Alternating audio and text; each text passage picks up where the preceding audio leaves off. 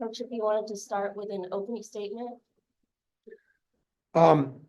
We played really well, obviously. We got off to a rough start, and you could see the moment almost got the best of us at the beginning. Arkansas is a talented team. We didn't play very well early. They made some shots early, and it could have gotten away from us right there. But the second group of Trey Donaldson and KD Johnson, Chad Baker, particularly on the offensive end, Dylan really settled us down. And I think it was really good for our team to see, hey guys, we're not going to win games on the road if we allow the environment and the moment to sort of get the most of us. And we weren't sharp early. But we hung in there. And then from that point forward, we just played great basketball. I had asked the guys at halftime, one of the things that we had not been doing in the second half is it wasn't just about our effort and energy. I said, I want you to turn them over. I want to try to turn them over because we turned people over a lot in the first half, but not as much in the second half. And so I said, let's just stay aggressive. And we did. Last thing I just say is, Corey Williams was an assistant here at Arkansas, had a great couple of years here, and has got great respect for Coach Musselman and Arkansas and Fayetteville. His family was very happy here, and he's on our staff now. And when you do that professionally, it's always good when your team plays kind of basketball that you want to coach, and so I'm happy for Corey in this victory. Also, Chad Pruitt and Corey were on the scout, and they did an outstanding job. Bruce, you talk a lot about making history. It's the biggest home loss Arkansas's ever had, and it's only the sixth time Auburn's ever won here. Just, what does that mean to you in this program to do that in your first SEC game of the season?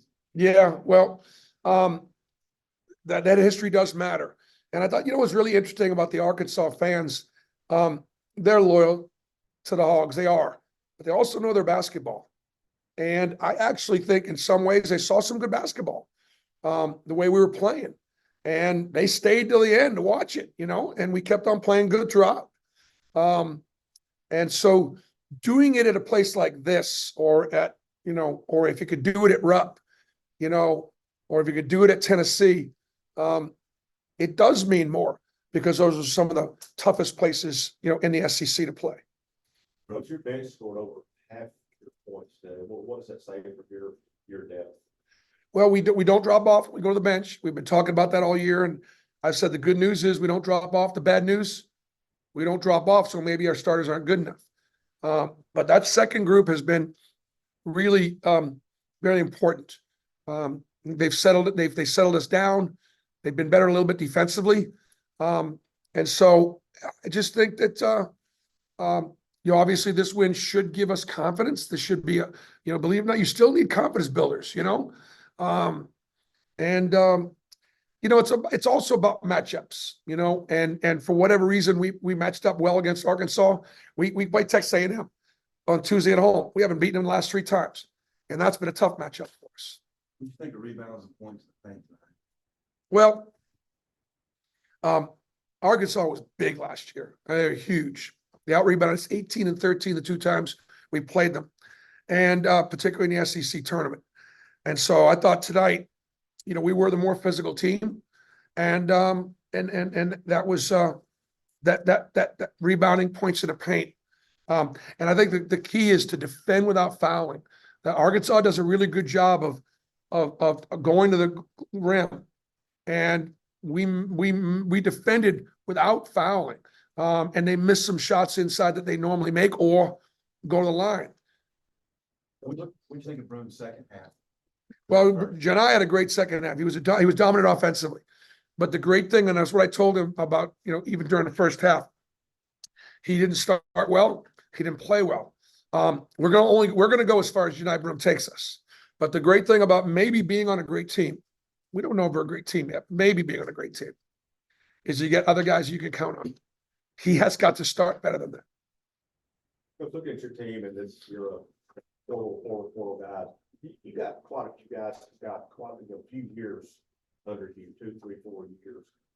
Blending the new guys in with the veteran guys. Yeah. How big is that for you? Well, it's like, you know, Chris Moore's been there 3, 4 years. Jalen Williams been there 4, now going on 5 years. Auburn's a great place, and it's a place that people don't like to leave. And so we don't have a lot of guys that jump. I think the other thing about our portal guys is Chaney Johnson, D2, hungry and humble. Chad Baker, junior college, hungry and humble. You know, Denver Jones, mid-major. I think those guys have been really big for us coming in.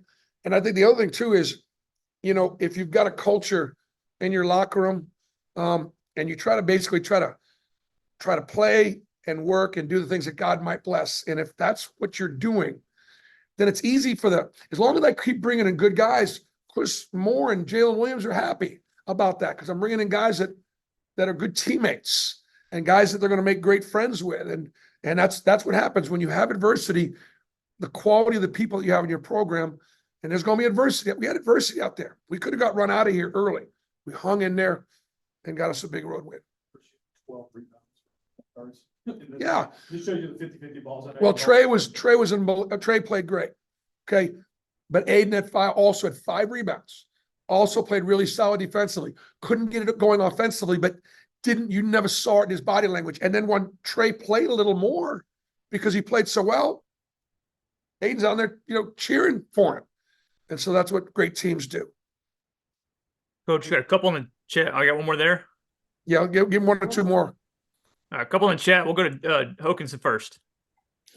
Hey, BP, you talked about that 11-man rotation today. It looked like it worked for you. When you talk about that second wave being so energetic, just talk about the positive affirmation for you to sort of see what you believe in. Looked like it played a huge part in getting the energy going.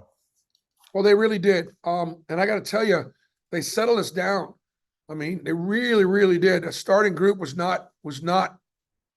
unsettled. And again, particularly Chad Baker offensively just made some big shots and made some good decisions in a really tough stretch. His plus minus wasn't great, but we needed his buckets to sort of settle us down. And I thought, gave us a great deal of confidence. And then Dylan Cardwell, you know, he continues to show that he clearly is one of the best defensive bigs in college basketball. It doesn't get talked about a lot, but you know, and then Janai in the second half, you know, Arkansas got the ball in there, and Arkansas's guys can score on the basket. They can, but they just physical enough and walling them up enough and using verticality and not giving Arkansas second shots. That's a big, you know, Arkansas second chance points 4. I would imagine if you go back and look at stat sheets, that's the lowest. That's got to be low for them this season. We'll go to Matt Cohen next.